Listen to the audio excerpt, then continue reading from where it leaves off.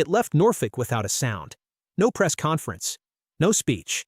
No formal announcement from the White House. The USS George H.W. Bush, a 97,000-ton nuclear-powered supercarrier, stretching 1,092 feet of raw American naval power, quietly slipped its moorings on the East Coast and began its crossing of the Atlantic Ocean. Its destination, the Eastern Mediterranean. And if the orders come, it will push south through the Suez Canal, into the Red Sea, and toward the Persian Gulf, the very same waters where two other American carriers, the Abraham Lincoln and the Gerald R. Ford, are already actively striking Iran. 3 carriers operating simultaneously in the same theater of war. That hasn't happened since the invasion of Iraq in 2003. And back in 2003, the enemy didn't possess hypersonic glide vehicles. It didn't have a drone carrier program. It didn't have the firepower to launch 420 missiles across 9 countries in a single week while simultaneously threatening shipping lanes and airports. Whatever remains of the IRGC's command structure in Tehran received the same satellite intelligence that every defense analyst saw over the weekend. A third American supercarrier is on its way. It'll arrive in roughly 10 to 12 days. And once it does, more than a quarter of the entire United States carrier fleet will be concentrated in a single conflict. This isn't a routine deployment. This is a declaration written in steel, nuclear reactors, 44 fighter jets, and escort ships crossing an ocean in silence. The decision to send a third carrier isn't simply a military story. It's a story about what the United States is prepared to sustain, how long Washington believes this conflict will last, and why the arrival of the Bush changes the mathematics of this war in ways no official press release will ever say out loud. What matters here isn't the official line. What matters is what this movement is designed to signal to Tehran, to Beijing, to Moscow, and to every government on Earth currently calculating what American resolve actually looks like. #, 2 carriers, 1 week, thousands of strikes. To understand what a third carrier truly means, you first need to understand what the first 2 have already accomplished, and why their depletion is precisely the reason the third one is sailing. The USS Abraham Lincoln and the USS Gerald R. Ford have been the primary naval instruments of Operation Epic Fury since February 28th. The Lincoln, operating from the Arabian Sea and the Sea of Oman, launched F/A-18 Super Hornets in direct support of strikes from day one. Its escort destroyers, including the USS Bruins and USS Pinckney, fired Tomahawk cruise missiles at Iranian infrastructure. The Lincoln was there even before the war officially kicked off, when one of its fighters shot down an Iranian drone that approached the carrier aggressively. It also became the center of an information war, with the IRGC claiming hits and CENTCOM denying them. The ship reportedly repositioning 1,000 kilometers as claims and counterclaims flew back and forth. The Gerald R. Ford, the lead ship of the Navy's newest carrier class and the most advanced carrier ever built, deployed from Norfolk in mid-February and was quietly extended into what will become an 11-month deployment. It transited Gibraltar, operated in the Eastern Mediterranean, then crossed the Suez Canal on March 5th into the Red Sea, positioning itself opposite Houthi forces in Yemen. While the Iran campaign escalated, one carrier held the Eastern Med. The other struck from the Arabian Sea. 2 theaters. 1 week. One unmistakable message. The United States can fight in parallel. In the first week alone, CENTCOM reported that U.S. forces struck thousands of Iranian targets. Iranian naval vessels were sunk or severely damaged at scale. Air defenses were degraded. 2 stealth bombers dropped penetrating munitions on hardened underground missile facilities. IRGC command nodes were hit repeatedly. That is what 2 carrier strike groups have been enabling. Strike after strike, wave after wave, every single day since February 28th. But that pace depletes things that don't show up in the footage. Tomahawk inventories. Standard missile interceptors aboard escort ships. Airframe hours on Hornets. Maintenance cycles. Crew endurance. Weapons magazines that were full on February 27th are not full today. The third carrier isn't coming because the first 2 failed. It's coming because the first 2 succeeded at a tempo that now demands reinforcement and relief. #, what a carrier strike group actually brings to the fight. When the Bush arrives, it won't arrive alone. It arrives as a carrier strike group, a self-contained, nuclear-powered formation designed to move, strike, defend, and sustain itself across vast stretches of ocean. The Bush carries roughly 40 to 44 F divided by a -18 E divided by F Super Hornets. It brings EA-18G Growlers capable of jamming enemy radar and communications and suppressing whatever air defenses remain standing. It brings E-2D Hawkeyes, the eyes above the fleet, tracking aircraft and missiles across an enormous radius. It brings helicopters for logistics, rescue, and recovery. And then it brings the part most people never picture when they hear the word carrier, the escorts. 3 guided missile destroyers in formation. Arleigh Burke-class ships carrying Standard Missile, 3 and Standard Missile, 6 interceptors for ballistic missile defense, plus Tomahawks for land attack. Each destroyer is its own strike battery and its own shield. Alongside them, a nuclear attack submarine lurking below the surface. Silent, armed, invisible, adding yet another layer to a formation already designed to fight in every domain. This isn't one ship. It's a mobile ecosystem of destruction and defense. Expected arrival, 10 to 12 days. Then comes the operational decision.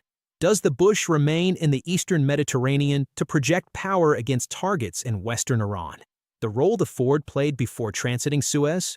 Or does it pass south through Suez into the Red Sea to relieve the Ford, allowing it to reduce tempo, replenish munitions, and rotate its air wing, all while pressure on Iran never drops? Either choice sustains the campaign. That's the entire point. 3 carriers allow rotation without relief. 1 reloads while 2 strike. Then the roles swap. The pressure stays continuous and unrelenting. ## more than a quarter of the fleet in one war. The United States operates 11 aircraft carriers. They are global assets, spread across oceans, tied to maintenance cycles, training pipelines, and deterrence missions, especially in the Pacific. In any given month, several are in deep maintenance. Several are in workups. Only a fraction are available for immediate combat tasking. When the Bush arrives, more than a quarter of the U.S. carrier fleet will be concentrated in a single conflict. That has happened before, but rarely, and usually only when Washington is committing to a sustained, major campaign. In 1991, the Gulf War saw an even heavier naval concentration, but against a far weaker adversary in an entirely different technological era. In 2003, 3 carriers were in the theater for Iraq. But Iraq in 2003 didn't have hypersonic glide vehicles. It didn't have a mature drone program. It didn't have the capacity to fire hundreds of missiles across multiple countries in a single week. It didn't have the ability to threaten shipping lanes, air bases, and cities simultaneously. 3 carriers against Iran in 2026 is not the same message as 3 carriers against Iraq in 2003. It's not just presence, it's posture for duration. The White House said 4 to 6 weeks to meet objectives back on March 6th. The Ford is on an 11-month deployment. The Bush is crossing the Atlantic. Those facts don't fit a short operation narrative. They fit a whatever-it-takes architecture. ## the depletion problem nobody wants to talk about. Here's what official statements carefully avoid saying directly. This tempo burns through inventory at a staggering rate. Thousands of strikes means munitions expended at scale. It means interceptors fired defending bases, ports, and partner airspace against Iranian retaliation. It means escort ships drawing down their magazines and needing replenishment. It means carrier air wings flying at rates that accelerate maintenance demands and chew through spare parts. A 3rd carrier brings fresh magazines, fresh airframes, fresh crews, fresh interceptors, fresh Tomahawks. It buys time, and it creates a more dangerous reality for Tehran. The United States is building sustainment, not just delivering shock. You don't send a 3rd carrier to deliver a warning. You send a 3rd carrier when you expect the campaign to continue long enough that running out of ammunition becomes a real operational constraint. That's why the industrial picture is shifting too.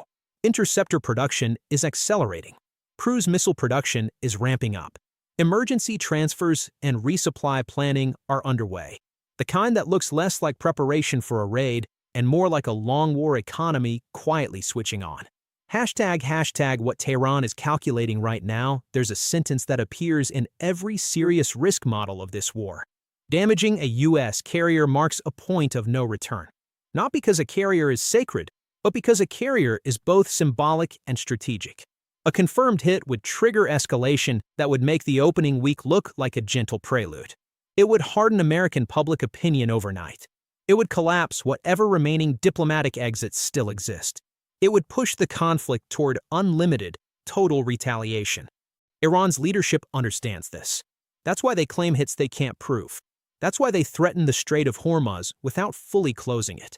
That's why they strike regional infrastructure while calibrating every act of retaliation to stay just below the threshold that forces Washington into a total war posture.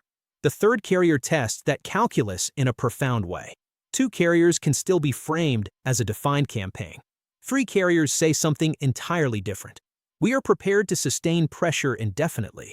And that is exactly what Tehran is calculating around right now. While its command structure is degraded, its naval assets are being hunted, and its missile forces are being targeted on the ground.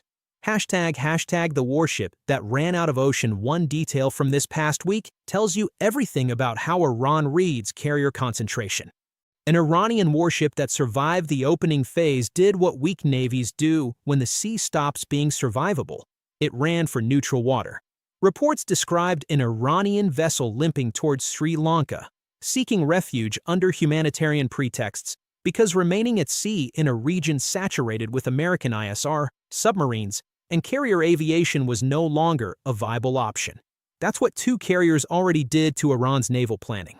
Not just sinking ships, but shrinking Iran's map entirely, turning international waters into hunted waters, forcing commanders to calculate shelter the way civilians calculate safety. Where can we hide? And how long will the hiding last? Now a third carrier is on its way. And the ocean Iran thought it could use as strategic depth, the Indian Ocean, the Red Sea, becomes a narrower corridor of risk with every passing day. Unconditional. The word and the steel that enforces it. The messaging from the White House has carried one word like a hammer. Unconditional, not limited objectives. Not de-escalation. Unconditional surrender. That framing matters because carriers aren't just weapons, they are endurance. A carrier is how you keep striking without asking anyone for basing rights. It's how you maintain relentless pressure while diplomacy stalls and negotiations go nowhere. Three carriers doesn't say, "We want one more round." It says, "We can sustain rounds until you break." And every capital watching understands what this kind of concentration means. One theater gets three carriers. Another theater gets fewer. Every deployment is also an absence somewhere else. That trade-off is what makes this third carrier crossing feel strategically deafening to everyone paying attention. The Atlantic crossing and what comes after. The USS George H.W. Bush is somewhere in the Atlantic tonight. It completed its final certification exercises off the U.S. East Coast. Then it left, quietly, 10 to 12 days to reach the eastern Mediterranean. Then the question, hold there or push through Suez. Either way, by the third week of March, this war will have 3 American carriers operating in it simultaneously. That means more aircraft, more sustained strike pressure from more angles, more intercept capacity layered over partners and shipping lanes, more ability to keep the strait open without having to publicly declare, "We will keep it open," and a message to Iran that cannot be softened by any amount of diplomatic language. America is not preparing to leave. #3 ships. One message: there's a moment in any conflict when commitment becomes legible, not through words, but through actions that can't be taken back. It's not when the first missiles fly. A first strike can always be framed as limited. It's not even when the second week arrives. 2 weeks can still be framed as bounded. The moment becomes legible when logistics confirm what rhetoric implied. 3 carrier strike groups, extended deployments, accelerated munitions production, emergency transfers, allied naval preparations, rotational planning built for months, not days. These aren't the logistics of a limited operation. They are the logistics of a nation that has decided it is going to finish what it started. The Abraham Lincoln is already striking. The Gerald R. Ford is already positioned. The George H.W. Bush is crossing the Atlantic. More than a quarter of the U.S. carrier fleet is converging on one war. And Tehran just realized what that means.